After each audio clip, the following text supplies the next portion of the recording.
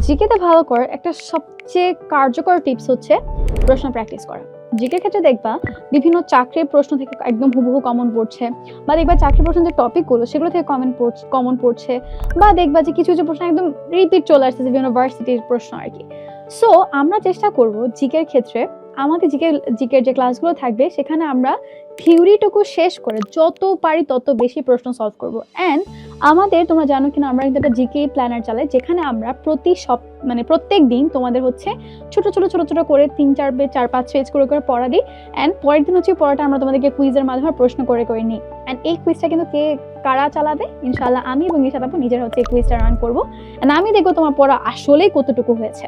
তুমি যদি এই রেগুলার অল্প অল্প অল্প করে পড়তে পারো, প্লাস পরের দিন আগের পড়াটা রিক্যাপ করতে পারো, তাহলে দেখবা তোমার প্রিপারেশন এমনি অনেক ভালো হয়ে গেছে। জিকে দেখবা তোমার কাছে খুব পছন্দের টপিক হয়ে গিয়েছে।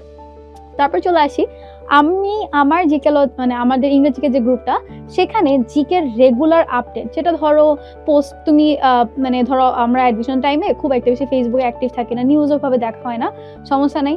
তোমার নিউজ আমি দেখে আমি তোমাকে আইডেন্টিফাই করে দেখো আজকের নিউজ এতটুকু পড়ো, এটুকু পড়ো।